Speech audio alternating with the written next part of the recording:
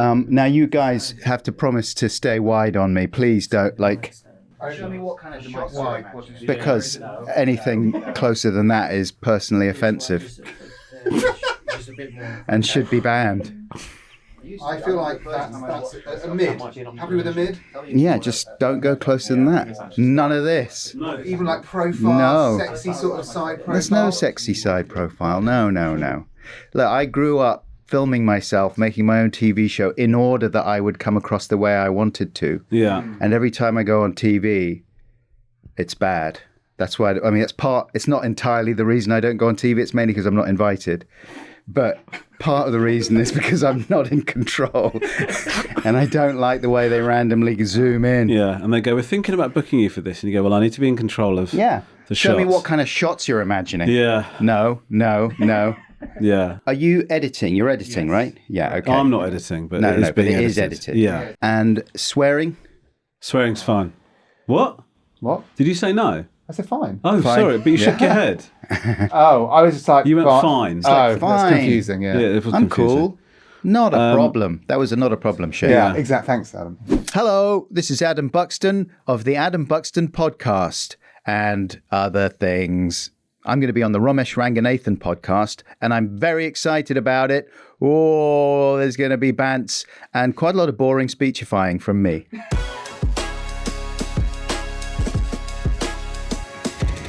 the Romesh Ranganathan Show. Oh, shut up, Romesh. We've got an intro for you. Do you want to hear it? Yeah, do it. And then you feel free to bat back anything you're not happy with. Okay. My guest today is a comedian who was creating and producing his own comedy content long before the dawn of YouTube and TikTok. True. He's a writer with 2 memoirs under his belt. The latest, I Love You, Bye, was a Sunday Times bestseller. Technically true. Yeah, technically true. What do you mean technically true? I mean, come on. Have you actually looked at the numbers for those things? Yeah, I have. So when I bought a book out and they said to me, great news. I said, great. So it sold really well. And then they told me the number. I then became concerned for publishing as a thing. Yeah. He's a radio host. Have been. Yeah. And the OG, so that's still in your skill set, isn't it? Even if you're not doing it currently. Well, I did a show on Virgin Radio the other day around my book. Yeah. Like a bit of publicity. We were filling in for someone, and in some ways it felt like, oh yeah, I can still do this, and in other ways it felt scary and weird and not as nice as podcasting. Well, the live nature of it I find quite off-putting. Yeah, very much. He's the OG of British podcasting. The original gangster. Yeah. He has hosted his award-winning eponymous podcast for over a decade, a jingle master. He's now launched a music career, releasing his debut album, Buckle Up. Buckle up. But I tell you who isn't buckled up, my guest, Adam Buxton. Hey. Yeah. How are you? I'm very well. It's so nice to see you. It's really nice to see you. I haven't seen you for 5 years. That's not true. That is true. The last time I think that we were together in physical space was February. When I came to your house? No, it was a friend's house where I was recording a podcast. Right, yeah. Nice house. Very nice. And we were talking about the fact that the pandemic was beginning to take hold in Italy. Yeah. And we were nervous. Well, we were sort of nervous, but you were joking about the fact, like, not about the situation in Italy. Both of us were very sad about that. But you were joking about the fact, like, it better not come to this country because we're not going to deal well with being told what to do. And if we can't go out and all that shit, that's not going to happen. No, we did buckle, didn't we? We buckled down. Yeah. It was bad, wasn't it? Actually, it's quite interesting to look at stuff that was being recorded around that time to see how blasé people were about it. I was listening to a podcast. I didn't listen to it. I sort of got sent a clip of me talking about what's going to happen to stand-up comedy as a result of the lockdown. And I was very chilled out about the whole thing. What did you say? Well, I said, I don't think they're going to make us stop us doing gigs. And people had started doing gigs on Zoom. And I think I said something like, the day I do a gig on Zoom is the day I stop this forever. And then I think maybe 2 weeks later, I did 3 corporates on Zoom. I've got a present for you. Oh, I've actually got a present for both of us, but which one would you oh, look at this. which one would you prefer? Or would you like both of them? It's But the Docker cap. I mean, you've got to have the what color is that? This is blue. Is that yeah? But how would you describe that other color? This I would describe as light maroon. Yeah. Is that right? Can I give you a word, maybe? I'd love you to. Wine. Wine. That is not the word I was expecting. I was thinking some It's kind the of first time fruit. the first time I've been asked for consent to receive a word. Yeah. Are you accepting wine? Yeah, I guess so. Wine, yeah. Have some wine. Which one would you prefer? You have the wine. I'll go for the blue. Okay, so he doesn't like this one. Sea blue. Thank you so much. This is the problem. Docker cap that it does look on the small side. That's the only thing. It's actually a good look for you. I really love this, but I'm going to stick with the white one Okay. because it's a better bit of fit. size. Okay. But I could do that. Yeah, you could do. And It's a hat on a hat. That might be a thing. Do you ever wear hats? I do. I tend to wear like caps. I don't know what's the point of this. Of not having a brim? Yeah, because like if you have a beanie, it keeps Yeah. your head warm. I Yeah, get yeah. that. When you have a cap, it's supposed to sort of shield your. Yeah. What's the point of this? Oh, to mask purely- advancing hair loss. Is that what it is? Yes. It's to distract people from the shiny, expanding bald patch on the top of my head. Oh, okay. That I still haven't come to terms with yet. Properly. Yeah. How do you feel about aging? Not that great. No, genuinely, come on. Yeah, I'm being You serious. seem very comfortable in your own skin about these sorts Really? of things. Yeah. Oh, well, I'm doing a good job of deceiving you then. So how do you feel about it, honestly? No, I don't like it. It's bad, but I know that it's the big thing that I've got to make peace with because I Yeah. saw my mum not making peace with it. Right. I think she was really tortured by it. Yeah. And it's different for her as a woman, especially as a woman who grew up in Latin America in the 50s, and she was an air stewardess, and at a time when even more than now, that job required you to be kind of like a glamour model almost, you know. So her looks were very important to her in the way she came across. And I remembered that my mum, towards the end of her life, she was staying at our house, and this is not germane to the actual story, but we'd just been watching Long Shot with Charlize Theron and Seth yeah. Rogen. So everyone was pretty sad. And we went up. She was like, have you seen that film? I started watching it with my ailing mother, who was mercifully pissed on champagne. So I didn't really know what was happening. But I thought I'd sold this movie. It's like, everyone's going to love this movie. It's a fun thriller / romantic comedy with Seth Rogen, Charlize Theron. We love them both. Thumbs up. This is going to be great. An hour later, Charlize Theron is on all fours with Seth Rogen fucking her from behind while she says, reach around and choke me a little bit, and while you smack my butt. Mum, are you enjoying this? What? No, yes, it's fine. It's fine. Carry on. I don't mind. It's fine.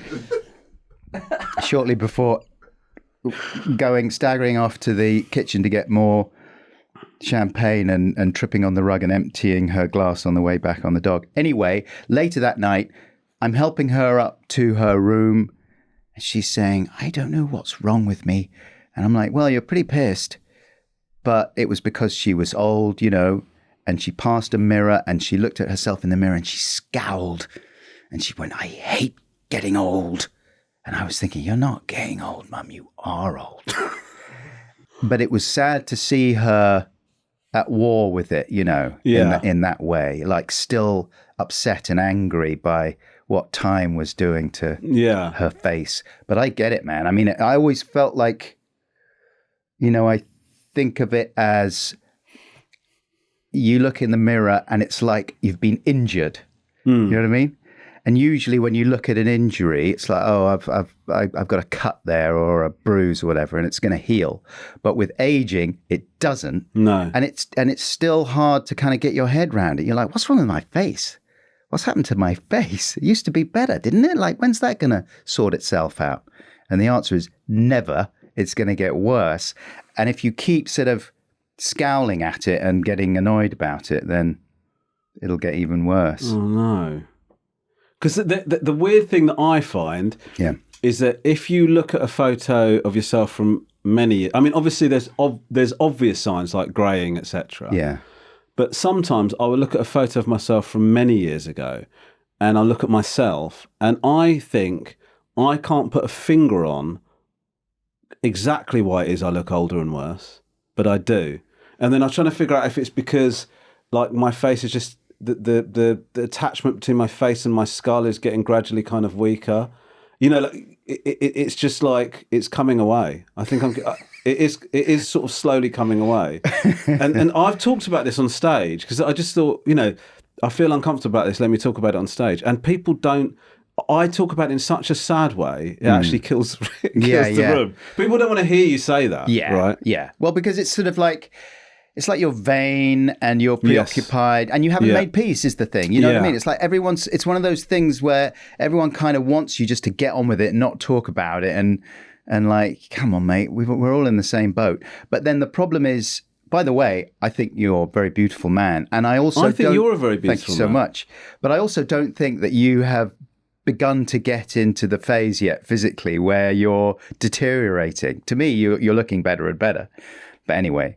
That'll come. Thanks. Don't you worry. Okay. But the other thing is that this sort of ongoing depression is for nothing. I mean, it is actually going to get a lot worse. Is that what you're saying? Oh, it might not though, because some people age really well, you know, and they look good in their own skin. Yeah. It's when you're just thinking like, no, I don't like the way that it's going. Like the other thing though is you go online and you see how kind of shocked people are when people age, you know. I know. Sometimes you kind of look at the comments accidentally. Yeah. And they're like, "Oh my God, why is he so old? Why does this person look so old?" You know, and it's someone who like maybe hasn't been on TV for a couple of years or they're promoting something. Or what happened to him? Exactly. Like Jesus.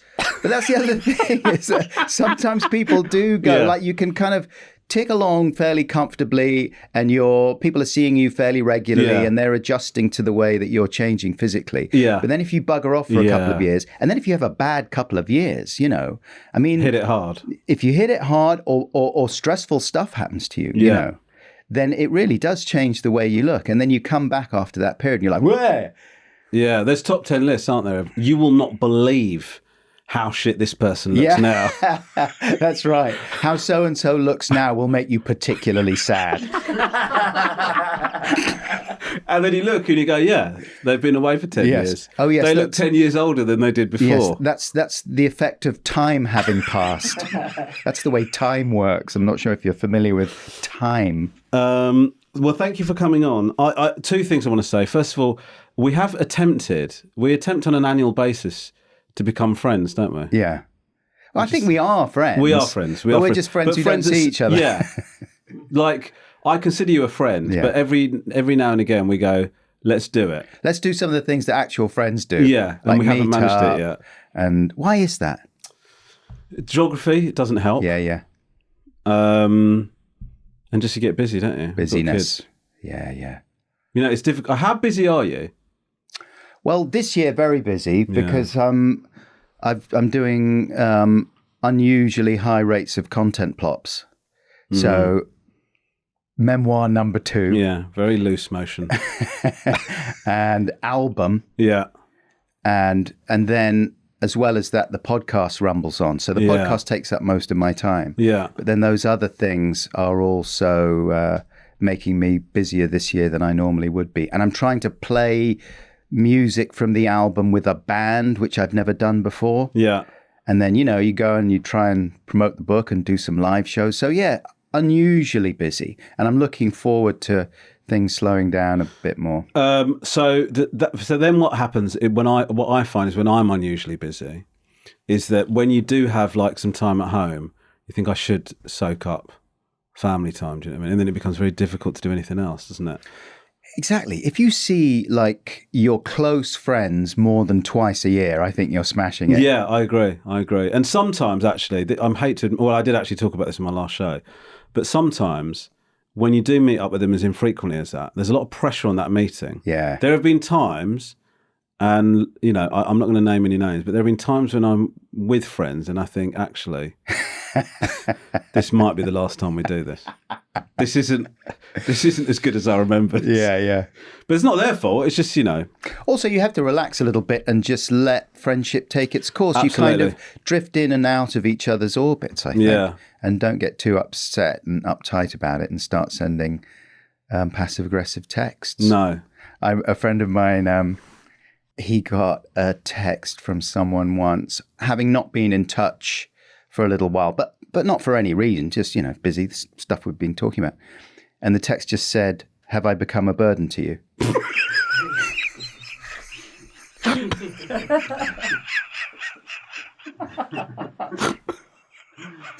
How does the friendship progress after that text? That's the end of the friendship. That is the end. Because the other alternative is to go, no, exactly. Let's meet. Yeah. And then inevitably that meeting will be a burden. I mean, I say that friendship actually has not ended, and it's fine. But I don't know if I would go for that tactic to kickstart a friendship. I do think there are some people for whom I am a burden, but I don't want it confirmed. Yeah. I'm happy to sort of live in that grey area. Yeah. Do you know what I mean? Question, how angry are you about this podcast? Because I feel like you've been there's a lot of celebrity fronted podcasts popping up. It's saturated, isn't it? Oh, and yeah. you were like one of the OGs, and now people like myself are coming in, and it's annoying, isn't it? You can be open. We're friends. You can just be honest. It's annoying, isn't it? It is annoying. I've never been genuinely annoyed about anyone doing a podcast. I think it's a great medium. I think it's democratic, wonderful. I love talking. I love you. It's great to see your podcast. I would listen to your podcast. The only person who I've ever complained about is Louis Theroux, because he's a close friend.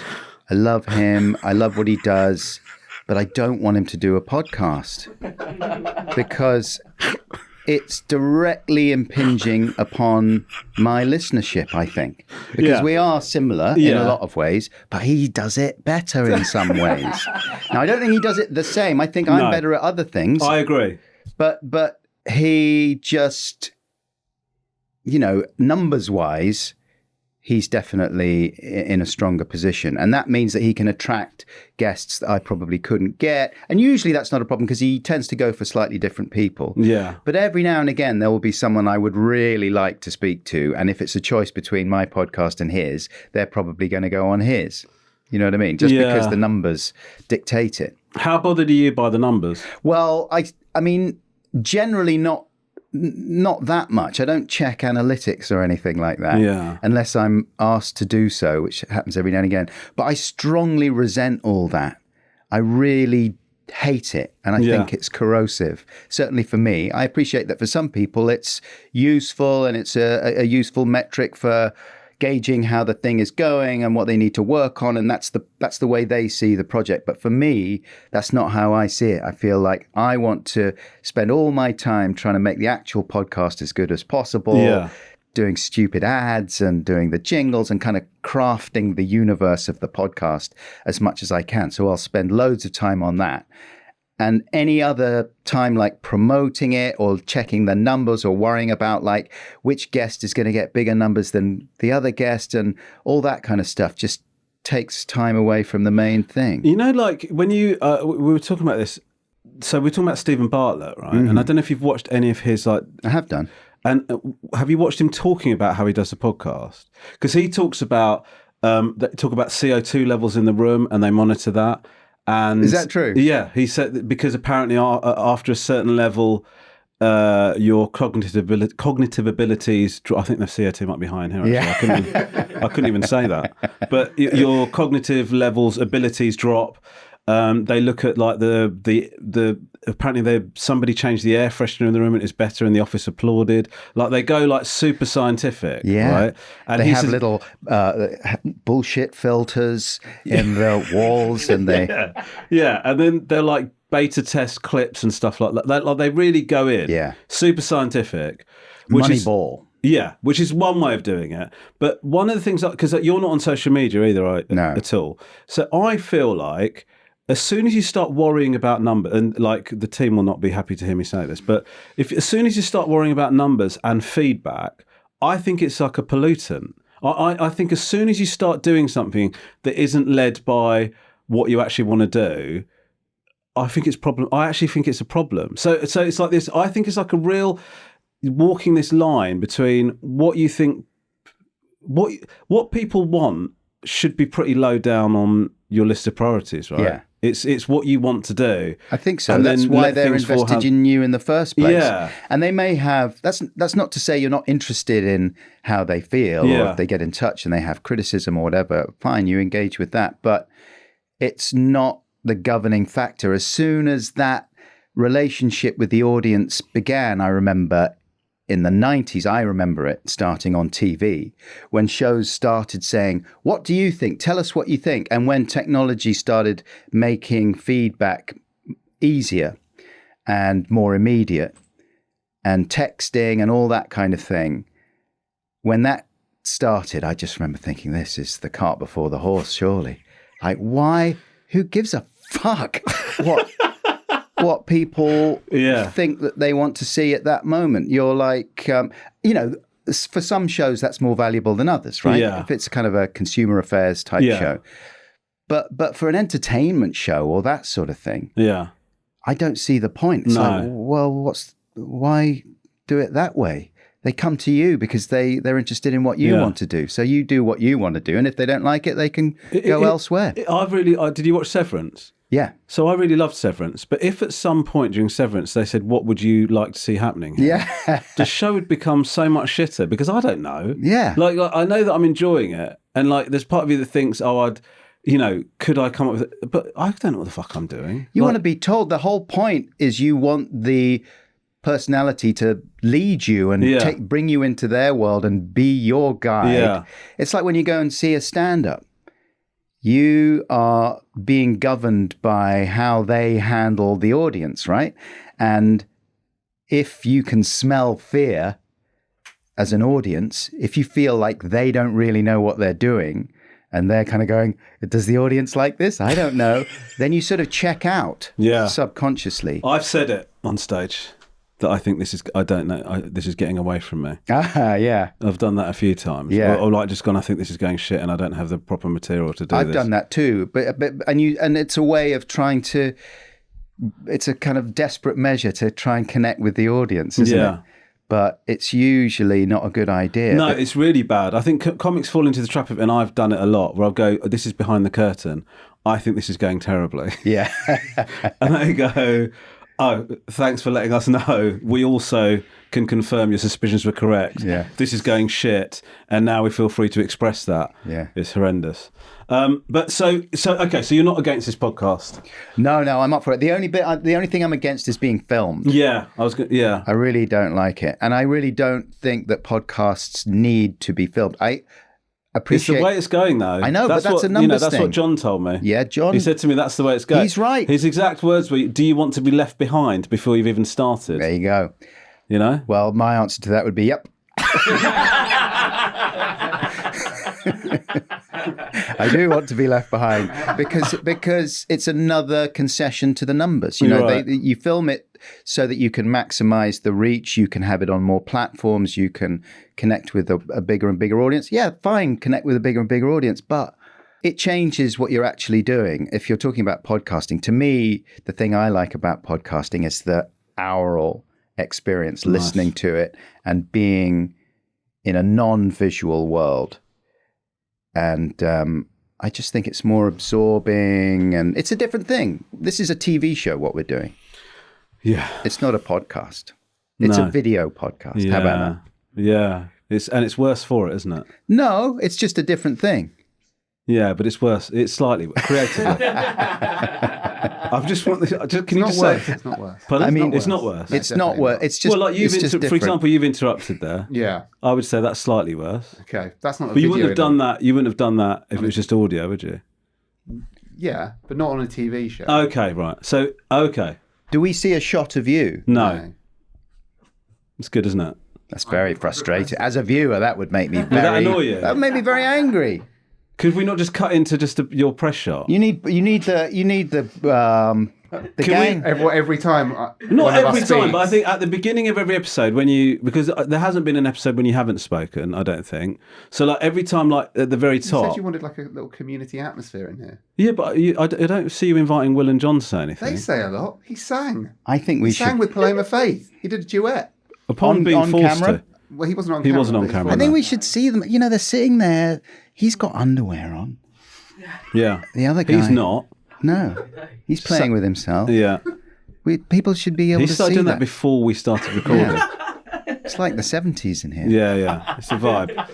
But you know, but in all honesty, when I do you remember when we did your podcast in LA? Yeah. Right. In that tiny Airbnb. Yeah.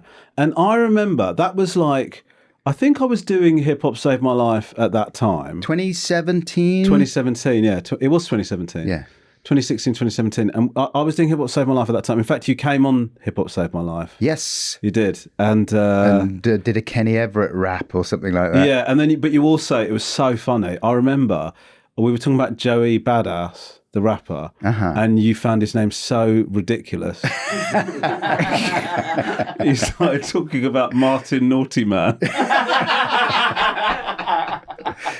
It was so good. But when I came to see you and do that podcast, it was like what I thought was exciting about it. Of course, seeing you, but our chat was just like, it was just so all encompassing and sprawling, and it was. I was about to say it's direction. I know you were nudging the conversation where you wanted to, but it didn't feel like it. It didn't feel structured in the same way that we would do on a chat show, and that's kind of when they're at their best, right? Yeah. When it's truly meandering the way that it would be if you'd met someone for the first time. I think. Yeah. You're getting to know someone that you're interested in them. You meet someone at a party and you go, oh, yay. Oh, yay. Oh, yay, you go. I was up quite late last night. Well, actually, I should say John and Ben were there. Oh, yeah. That's great. Yeah. Thank you. Good, Yeah. good. I played a show at Rough Trade East with Yeah. the Adam Buxton Band, Yeah. who are comprised of various current and former members of Metronomy. Yeah. And That's very exciting, isn't it? Yeah, really exciting. How did that happen? Well, I got approached to make an album years ago, like Right. 2019, just because it was someone at a record label who liked the podcast and said, you should do like an album of those jingles, except longer. So I said, yeah, okay. But then my ambition got the better of me and I started overthinking it, which I often do. Yeah. And then the pandemic happened, blah, blah, blah. But finally, I got it together. And the reason that it finally happened was because I got hooked up with Joe Mount, who is the main guy in Metronomy. And I'd met him a couple of times, and he's really good at doing things more or less the opposite way that I would normally do them, which is I would normally worry about every single detail and carry on until things just didn't get done. Whereas he moves quite fast. He's like, don't worry about all that shit that you were saying about before, all the ambitions you have for this album, Bulgarian choirs, and let's do a Nina Simone parody and all this kind of thing. He's like, just bring in some of your demos and we'll do that and that'll be fine. I'm like, yeah, but then it won't be good. How long could he have taken before, because obviously you're working with somebody that you really admire, how long could he have taken before you started to get, assertive about getting a move on with it, do you think? Is that infinite? How long would... Well, I'm just thinking, like, if I was doing an album with Kendrick Lamar, for example, Yeah, right. who I really love, and he said, okay, let's do this track together, and then I said, okay, and then I'll get the verse back to you. I think it would be decades Yeah. before I'd even send an email saying, do you remember when we... Yeah, do you know what I mean? But did you just have to... You're just at the mercy of... Oh, no, whatever- it was fine because we were in the same room. We're like doing it. I'd go and stay with him. Okay. He's got a studio at the end of his garden in Kent, Yeah. just a little studio. And So it would be just a question of, well, let's get together then. We didn't really do anything remotely. So it was all like, we'd save it for those sessions and I'd turn up and play him something new and he'd go, okay, well, either we can use that or we've got to reconstruct all that because you can't play guitar. I'd try and do demos playing the guitar, but I'm really like a 5-year-old. Yeah. Just who's had one lesson. So for those people, so what is the album basically? The album, what is it? I mean, it's 14 pretty short songs, and most of them are sort of funny. Yeah. Like some of them are straightforwardly funny. Yeah. It's one about a non-absorbent tea towel in the style of, bossa nova pioneer João Gilberto. And that's, I would say, mainly funny. It's not deep. It's an observation about how annoying it is when tea towels are not absorbent in the way that you want them to be. Yeah. And there's another one about the fact that I love wearing shorts, and I don't see why I should be made to feel bad by some people as a middle-aged man wearing shorts. Why do you love wearing shorts? Well, they're just more comfortable. I cycle a lot. Yeah. So it's practical for me, but I just like the freedom. Also, I don't mind the look too much. Right. I get when people think that it's a little depressing to see a man in shorts, but I think you look good. Thanks. I mean, I do. Sat there, I do think you've got great. I think your calves are particularly impressive. I think I've got good calves. You've got really good calves. So I don't have that. Right. So I'm slightly more reluctant to wear shorts, but they are more comfortable. I don't know. Even on holiday, I'm reluctant to wear shorts. Really? Yeah. But you dress quite well. Also, I'm a shorter man, so like often if I wear trousers, they just accentuate my shortness, right? In a way, visually. Yeah. Like I've never been able to wear suits or anything like that. I've always envied people who can go around, like Richard Ayoade I always think of. Whenever he turns up, he's always immaculate. He looks like he's just stepped off the Wes Anderson set. I wish I was like that, but he's an entirely different type in every conceivable way. Yeah. So I'm just doing what's practical. What do your family think about you wearing shorts? They're fine. I mean, they've got used to it by now. They've never really seen me in long trousers. Because occasionally, like Lisa will say to me, because I'm so into hip hop, it sort of influences the way I dress sometimes. Yeah. And occasionally, Lisa will say to me, "You're flirting with looking like you're in fancy dress."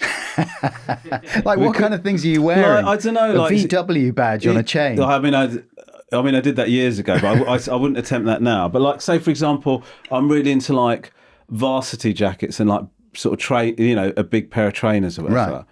And then I'll be going to leave, and she'll say to me, "What is this look?" Yeah. And then I'll go, "Do you not like it?" And she go, "It's just unusual for you." But it isn't unusual for me. Yeah. So what she's saying is, I don't like that look. Yeah. correct. But she would never. But Lisa is like, she will express distaste, but would never stop. Like she just, Yeah. if that's what you want to wear, that's what That's you want how to wear. you do it, isn't it? I say that to my wife sometimes. If she's wearing something I really don't like, Yeah. I go, Like what though? What would that be, for example? she's got a weird pair of trousers. Speaking of trousers, it's like, I can't, they're just a strange cut. Yeah. And like they're a little too short. Yeah. And I don't know. They're not my favorite. She has other outfits that I think are way better. Yeah. So when I saw them the other day, I was like, those new trousers. She's like, you know they're not. So, oh, yeah. Anyway, but I always get busted as soon as I mention anything. If I make any comment on an item of clothing, she knows that it's probably because I don't like it. Yeah. Yeah. Even though I do say very regularly, you look great, but then she doesn't take me seriously. She doesn't remember the times when Do I you say... think that means anything? Sorry, I'm not trying to cast aspersions on your sentiment, but what I mean is, like, from your partner, compliments are like massively devalued, right? Like I don't think, if I say to Lisa, you look really nice, she'll go, oh, thanks. But if we leave the house and somebody says, oh, you look quite nice, that is, I mean, she's walking on air. But that's because you're living together. So you're having to navigate this weird relationship of like, well, we've made our bed. Yeah. You know what I mean? You're locked in together. Yeah, like it doesn't matter, even if you look terrible. So you we're kind stuck. of, yeah, like it's all very well being honest in a relationship. And you obviously you want a certain degree of honesty. You want to be able to say what's really important.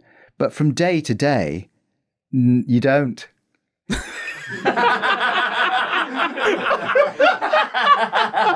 Yeah, you're right. You're right. Because the most important thing Yeah. is to maintain civil relations Yeah. within the house for the sake of everybody. I know. And so that sometimes means deprioritizing comments that after a while, you might have made them back in the day, but now you've learned, oh, I'm not going to say that. Yeah, those times are over. Yeah. Yeah, I tried to break Lisa. That sounds, but I tried to break in the idea of some trousers to her during lockdown. Where I bought some of those. Do you know, like the Japanese kind of yoga-y sort of harem? You know, the crotches down here and the Oh yes, sort of more like yes, I do. Yeah. sort of MC Hammerish is how I describe if I was using an adjective. Yeah. So I bought a pair of those and I put them on. I was just very excited to wear a different cut of trouser. I was very excited about wearing them, and so because we weren't going out that much, I thought I'd wear them in and around the house. Yeah. To get her used to the idea of that silhouette, and so I started wearing it quite a lot, wearing them quite a lot, and then we were about to go out, and I thought this is the time, and so I came down the stairs, and she said no. That is the one time she actually said. What shoes do you wear with that? Like, because unless you're wearing like those shoes with the curly toes, it's hard to know what. No, I just wear trainers. Trainers, with them. yeah. Like exactly, because who else other than MC Hammer popularized that look? Who gets away? That's something that Pharrell would probably wear. Pharrell would, but that's the problem. Is I think you have to manage expectations. Yeah. Anyway, so shorts I deal with on the album. I deal with all the big important topics. This one about grating my thumb accidentally while zesting lime for lunch. And there's quite a good bit of wordplay on there. My blood, my grating. The blood is... No, yeah, it's good. That is good. Yeah. And what else is on there? Pizza time? Oh, yeah, there's Pizza Time, which is about that. That's like the first sort of proper song that I tried to write. Got some real emotions in it about my son, who was a teenager at the time, and he was going through a very indolent phase, and he was eating a lot of pizza and hanging around the house. It was just after he'd left school. It was that phase when I was thinking, how much longer are we just going to let him get on with this and not nag him every time we see him in a bathrobe at 11 o'clock eating pizza, and stealing more of my Carlsberg. And so it was a song about that, trying to navigate as a dad and as someone who had been similarly indolent with lots of bad habits that my parents hassled me about as well. Trying to think like, how much do I put up with this and how much do I nag? Anyway, so it was about that. But then I got some feedback from a friend saying, not sure, you're kind of in between two stools here. It's sort of funny, sort of heartfelt. I think you've got to pick a side. And then I went back and forth on that note for a long time before realizing, actually, I think that's my comfort zone, is a sort of slightly awkward place in between funny and serious. So you don't mind that? No, I get why it's a little off-putting, but I feel like that is my natural mode, and it feels inauthentic to push myself too far one way or the other. But you are very funny, though. I mean, you could have made it just funny, couldn't you? Well, I did try. I did after the note. I did try and nudge it towards something a little funnier, and there were a couple of lines that were just straightforwardly nauseatingly cloying that I tried to remove. Well, look, this next thing that's going to happen here. Yeah, I just want to be clear. I'm not in favour of this, but this has come from the team. Okay, so I just want to distance myself from it, unless you love it, in which case we can edit, can't we? So you're great at jingles. Oh yeah, and so I think you're not selling it. Okay, let me try again. Yeah. You're great at jingles. Thank you so You're much. so good at doing jingles. And we thought it would be fun to see if you do a jingle for us now. So it doesn't require any instrumentation, but we've got 3 topics for you. You can pick whichever one you want. Okay. The joy of descaling a kettle. Could you... The joy of descaling a kettle. I'm not going to give them all... Do you want all 3? Oh, it's up to you. Can I choose? Okay, I'll give you the 3 options. Yep. So the joy of descaling a kettle, I think we know when that's followed with can I choose, that suggests that one's out. Wiping sleep crust out of your eye in the morning, or cumin. Cumin. Well, all I can think of with cumin is, hold on, I'm cumin. Hold on, I'm cumin. It's good. It's good. That's Sam and Dave. Yeah. I mean, descaling the kettle, it's difficult without the music. Because for me, the music comes first. Yeah. I'm using Logic. I'm using GarageBand. Yeah. And I'm thinking, here's where I'm going with this. Okay.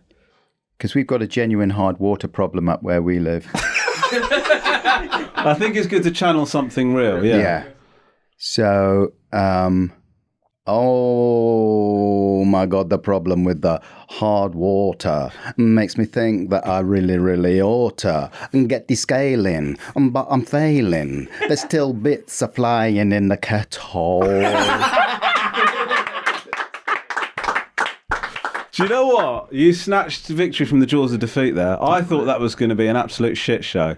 I genuinely instead- did. For a number of reasons. One, I thought it was putting you under too much pressure. Which it was.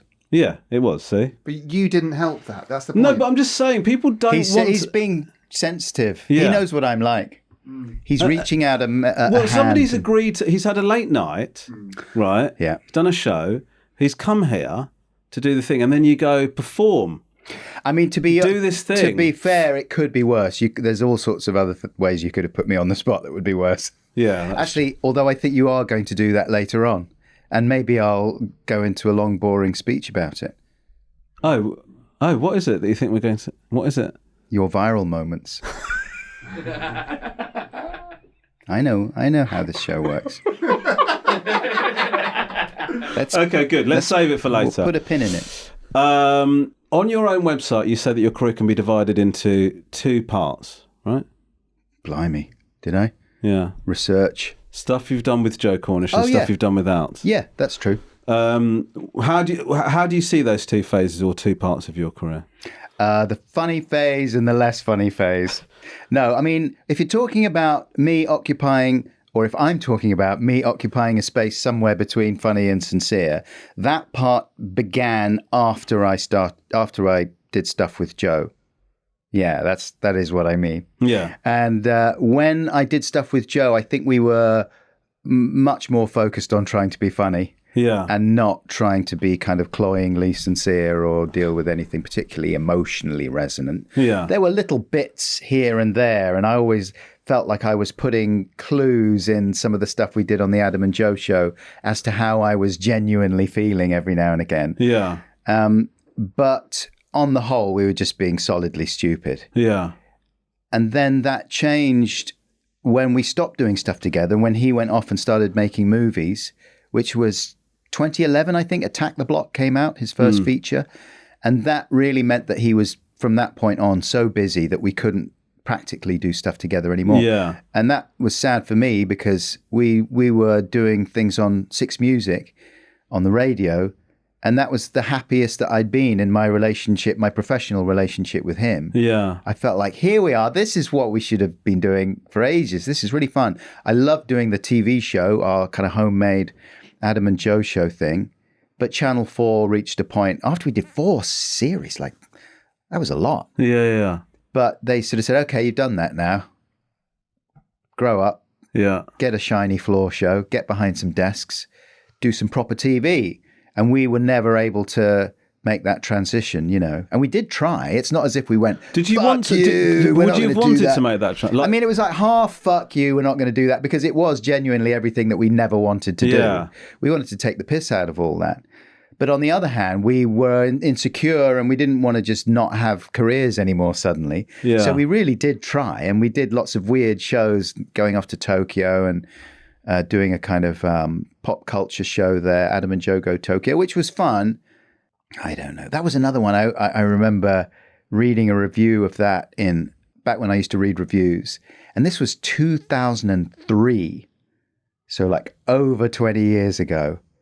And it said there, God, they look old in this review. Yeah. And I was like, wow, that's a bit harsh. Anyway, that just never worked out, doing all those types of shows and trying to make the transition into more regular TV. And so that's how we ended up on the radio, really. And after a short period of thinking, is this a step down? Like, are we going backwards? Because that's kind of how I started, was doing local radio in Cheltenham when I was studying at art college there. But actually, it was the best thing that ever happened to us in so many ways. And those are some of the things that I'm proudest of, those moments, although it was so ephemeral, you know. I mean, I think there's clips flying around on the internet of me and Joe on Six Music, but not that many, really. It just sort of evaporates. Yeah. But it was really fun. I really liked that. And so anyway, when that finished and when he got too busy, I had some wilderness years where I really didn't know what I was doing and what I was going to do. And I did a show called Bug where I introduced music videos. And actually that was really good. But it didn't, you know, I was introducing other people's work, really. I wasn't doing my own thing. And I would put my own bits in there as well.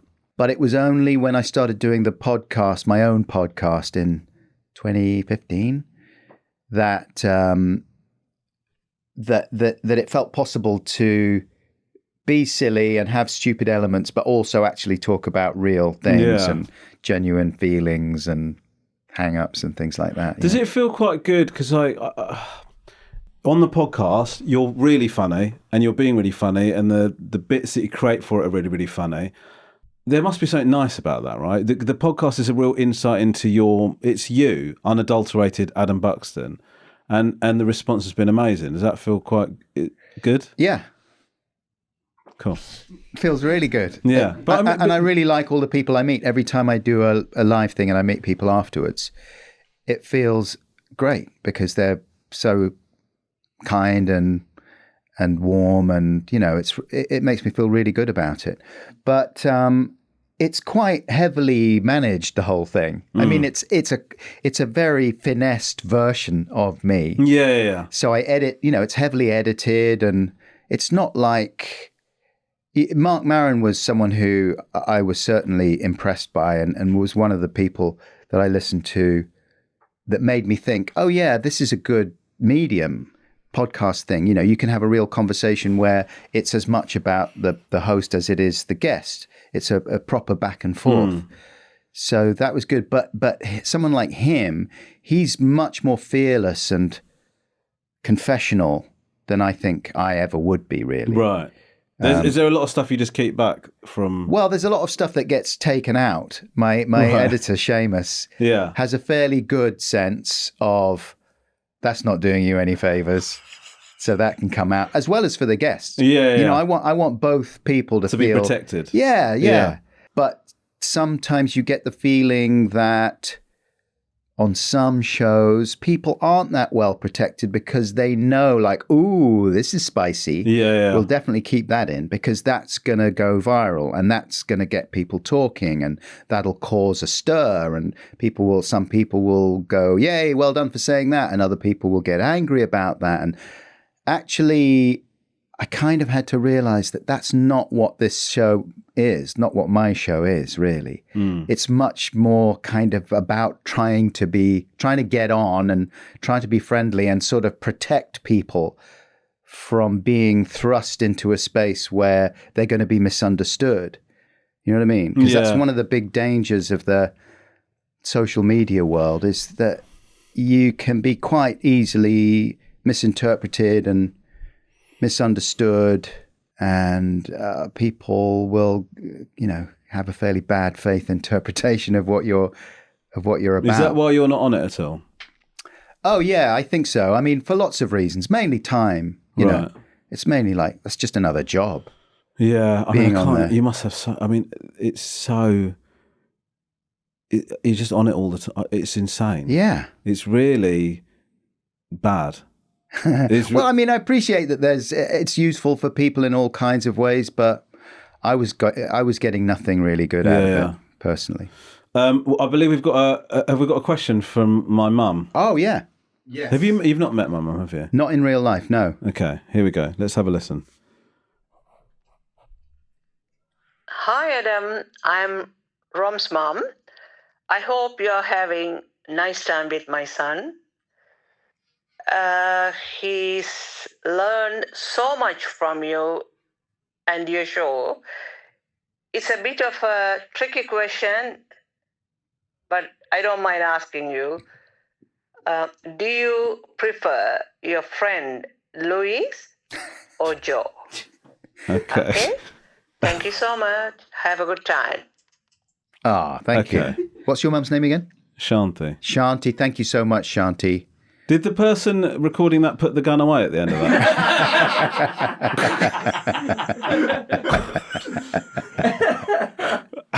So Adam, who do you prefer, Louise or Joe? I mean, Louise every time. She's way nicer. That was good. It's really good. She says Adam the way my mum used to I say know. Adam sometimes. She seemed so nervous, Adam. didn't she? I don't think I ever said I've learnt so much from Adam. That did sound like a question that had been written by someone else. Who wrote it, Ben? I didn't write it. Right, We have a little chat. but it came from you. Well, it came from a conversation with me. Right. Okay. He wanted to force me to pick a favourite, thereby alienating. Well, it was more other like who have you become? I know how closer this to? works. Yeah. I know. No, I mean, they both occupy such a different space in my life in a lot of ways. Do you think Louis should do the decent thing and stop doing the podcast? However, it's becoming even more complicated because Go on. my podcast wouldn't be what it is without Louis and him having been on it. So, when I complain about his podcast doing well, I'm not. Do you think, entirely like, serious. I'm saying this as being guilty of being part of the problem. Yeah. But like TV, like especially comedy ents TV, is struggling. It's Yeah.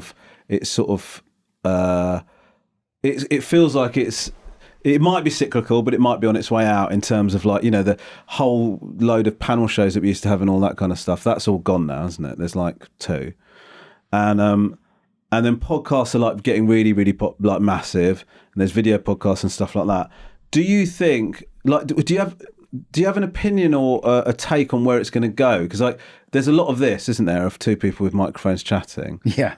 Do you reckon it's going to get to my mind, it's going to something different is going to happen soon, right? This isn't it though. This is we're very much behind the curve here at the Romesh Ranganathan I don't know. I show. think this kind of thing comes in and out of fashion. Yeah. This sort of show used to be on TV, on actual Yeah, TV. yeah. There used to be shows, even as late as the 90s, I remember watching, that would be half an hour of 2 people in a room just talking. Yeah. And you just cut between them, and that would be the show. Yeah. I remember there was one with Robert Robinson and Lloyd Grossman, Yeah. and they would just waffle away, 2 old blokes, and I used to watch that as a guy in my early 20s, just thinking, these guys they get on, it's kind of nice to be in their company. And Yeah. I don't really give a shit what they're saying that much. They've just got a nice vibe. Yeah. And that's what people buy into. Yeah. So it's a sort of evergreen format, really. I think people enjoy seeing other people connecting. Yeah. That's what it is. And whatever medium they do that in, they'll be up for it. Yeah. So I don't think it'll ever really go away. And I think that podcasting has been as big as it has been because people really, really want to connect now in the kind of social media age. And their efforts to connect are being frustrated in so many ways by how we live and by technology and all these things that are supposed to actually make it easier to connect. It's actually having the opposite effect. So they end up, I've been in that position before. Certainly in the lockdown, I remember after my mum died, feeling really mad and isolated. And rather than being with my family, I'd bugger off and listen to a podcast and enjoy listening to a couple of other people connecting, So sometimes it's a bit sad. But in other ways, there are times when you don't want to or can't, or for whatever reason, you're not connecting with the people around you. And in those moments, it is really valuable, I think, and comforting and heartening to be in the company of people who are connecting. Right, now listen, we've got two things that I want to talk to you. Well, we've got a little game. It's a feature that, again, another thing that I'm slightly... It's good to have features. I'm unconvinced by this feature. But I do think in this particular case, it might be good. Okay.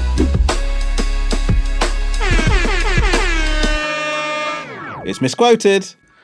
We share this in common.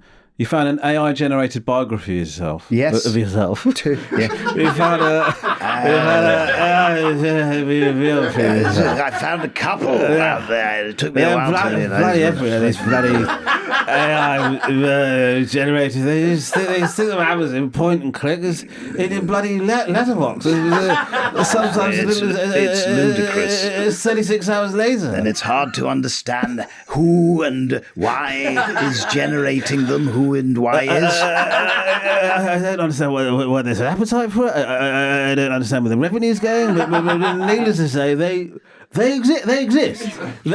Oh, they do. Well, there's no question they exist. The question is why. So we have got some quotes for you. Some of them are you, and you just have to sort of guess. Okay. The best way to get people in television excited about something is to just make it yourself. I mean, it sounds like the kind of boring shit I would say, but I don't think I did say it. You did say it. Did I? Yeah, you did say it. The best way to get people to television excited is to just make it so. That's good. That's not boring. I mean, that is true. Now I think of it, it's brilliant. Yeah. Agreed. First of all, before I ask you this next one, do you say Bowie or Bowie? Personally, I say Bowie. Okay. My relationship with Bowie is complicated. He doesn't know I exist, and yet I've had entire conversations with him in the shower. Did not say that. Is not true. Why were you so certain? Because I know that I haven't done that. I mean, that makes sense. Yeah, I'm like, I don't stand in the shower and go, how are you feeling today, David? I'm fine, thanks very much. The hair washing's going great, by the way. You've used a new conditioner, which I think really suits you and smells very nice, if you don't mind me saying. Thank you, David. Oh, I miss you. I wish you weren't dead. Well, I am. There's nothing that can be done about that, but I'm occupying a very sparkling temporal space that will never be truly disconnected from your realitude. So don't worry too much about it and enjoy the rest of your shower. Thank you, David. That's never happened. So I know that's not true. Holy shit. That was so good. Okay. Next one. Joe has always been the responsible one. He makes films. I make jingles about toilets. Haven't said that. That's not how I feel. As far as having a craft or any expertise, that's always been significantly missing in my life, and it's been a source of anxiety. That's true. I definitely have thought that. You said it in The Observer. Yeah. But that's not true. That's not true. That might be how you feel, but that's not true. It is true. As far as having a craft or any expertise, that's been missing in my life. But everything you do shows craft and expertise. Well, that's nice. But I mean, it's very nebulous. It's not like... I feel like I'm not consistent. You know what I mean? Like the people who are really good in their fields are good because they are consistent. And to me, that's partly to do with craft. Like they have nailed what they do so well and they have an innate gift for it, that the combination of working really hard at it and being inherently good at it means that they fail very seldom. Like their worst is better than most people's best. Right. You know what I mean? Whereas my worst is pretty bad. But that's exciting, though, isn't it? It is exciting, I It is suppose. exciting. Okay. I started getting annoyed and said, Dad, come on, be professional. Just touch the guy's bum. And then my dad got really angry. We had a shouting match outside in the car park of Space. Yeah, that's true. That's when we were in Ibiza filming with my dad for the Yeah. Adam and Joe show. And that was one of those times where we were being led, I think, by, is this going to be good on the show? And we were like, yeah, okay, well, this is a thing to do with Dad. And actually, a lot of those ideas came from Joe. And I would never have been able to generate them because my relationship with my dad was not close in that way. So to me, it was just excruciating, the idea of having to spend a whole week in Ibiza with him. You know, we would hang out during the days, we'd be on the beach, and he liked it on the beach. But then in the evenings, he hated it because he just found the whole atmosphere overwhelming and grotesque was his word. I loathe the grotesque, anything carnivalesque, you know, papier-mâché heads and just any kind of chaos. He didn't like chaos, you know, because he'd been in the war. He was in the Second World War. And I feel like once you've seen real horrific chaos, then your tolerance for it as fun in a recreational goes way down. Yeah. So I think that's what he felt like. That was kind of the root of the problem with a lot of the things that we were into and my generation were into. He couldn't get his head around it. Like, why do you embrace chaos? Like you remember that track, Higher State of Consciousness by Josh Wink? Yeah. When he heard that, he was like, this does not compute. Why would you listen to this? Yeah. It's like the pure sound of chaos.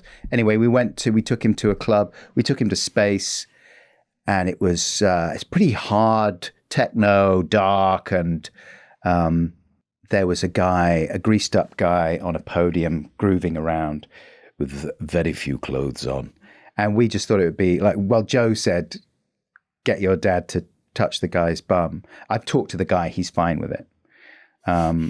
Well, originally he said, get him to lick his bum.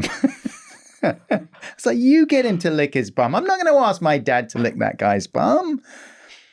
And so Joe said, Nigel, will you lick that man's? No, certainly not. Well, would you just touch it? No. And after a while, it was like, just touch it, Dad. Come on. And then we can leave. No, I'm not going to touch his bottom. No.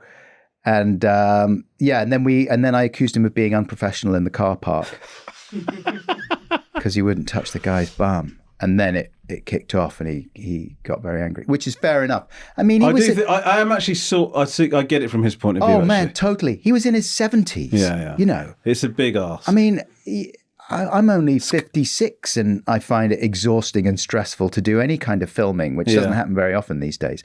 But imagine being in my 70s and going out into an environment that I find overwhelming, and being ordered to do all these mad things, and by your son, no less. Now, this is the bit you're going to be angry about. Yeah. Viral time. So the team have decided we need to have some sort of viral moment or exclusive. Yeah. I appreciate, and I apologize for ruining what is supposed to be just a fun segment. No, I like it. It's a unique take. And, you know, it's like, what's wrong with Cat playing the piano or, Lightsaber Boy? I'll tell you what's wrong. It's bad for the cat. It's bad for the piano. And as for Lightsaber Boy, his whole life was ruined by that viral moment. Yeah, it was. Anyway, but I appreciate that there are some fun, nice virals, right? Yeah. And I mean, occasionally you'll get a viral thing that's entirely uplifting and positive. Oh, look how nice and kind this person is being. Yeah. I mean, I can't think of any off the top of my head. I mean, there was the Hawk Tour girl who went viral, and that led to her creating a crypto rug pull that lost people thousands and thousands of dollars. So that's right. That's so the best there's that. example. I mean, that I springs to mind. can much more available to me when I think of virals are stories of people's who are stories of people whose lives were ruined when they had a viral moment, because there's something unnatural about it. I think it's like that's not how life is supposed to work. You're suddenly being catapulted outside of your normal environment into a space where lots of people are seeing you for the first time, don't really know what makes you tick. They're just getting a very superficial kick from something. It's usually something that's gone wrong. Yeah. You know what I mean? It's like, oh, you've gone viral, i.e., you've said something wrong, your life's Yeah. gone wrong somehow, you've fallen over in an amusing way, something has gone wrong. And sometimes that's just silly and fun, but other times it's actually what you're looking at is a crack that is going to turn into a chasm in that person's life. And I mean, I'm taking this way too seriously. No, but the serious thing about it, I think, is that it's kind of the engine that drives the internet Yeah. and social media is engagement via something shocking or weird or loud. And it's kind of the way that discourse has gone now as well, like on a more serious level. Everything is engineered and geared towards whoever shouts the loudest, whoever is most absolutely sure of their own views, whoever expresses those views in the most extreme way. They are going to be prioritized by the algorithm. And there's a cost to that, I think. And bound up in that is this idea of virality. And I think you see the cost all around, like more and more. And the way that it's being dealt with is almost as mad. You know, people getting arrested for tweets or whatever, and people getting assassinated and stuff. And you may, and I do, when I think of those things, I feel like I disagree so strongly and I find it so objectionable. A lot of the things that the content of those tweets or the things that were being said or whatever. But you're like arresting these people and executing them in front of their families is not going to sort it out. That's what the baddies do. Yeah. I feel like there's a connection between that kind of Desire for something to prioritization of like extreme content Yeah. and the way that people talk more and more, especially in online spaces. Yeah. And the kind of the way that like the tone of the conversation becomes changed. Well, it's like Do you have one or not? An exclusive? But do you know what? I know that you were shitting yourself about saying that. I actually respect you for having the courage to do it. But no, I get what you're saying. I had full sex with Louis Theroux earlier this morning. Perfect. And that's Amazing. Thank you. And that is it. Adam Buxton, everybody. Thank you so much for watching this episode of the Romesh Ranganathan Show. I've been told that some of you are watching this, enjoying it, wallowing in it, but you still haven't subscribed. That's mad behaviour. You're going to miss episodes. Very silly. So follow and subscribe to the Romesh Ranganathan Show on YouTube, Spotify, Apple, or wherever you get your podcasts. We drop new episodes every Monday and Thursday. On Monday, I'm here with amazing guests talking about their career, what they're up to, having a laugh with them. And then on Thursdays, I'm joined by my mum, widely regarded as the audience's favourite Ranganathan. And we answer your questions, your stories, and your family dilemmas. So I'll see you on Thursday when I'm back here with my mum, Shanthi. Send your questions and stories to podcast@rangaby.com. Voice note or text on 07731 623 355. We genuinely love hearing from you, and there's a good chance you'll hear yourself on the show. See you next time. Oh, shut up, Romesh.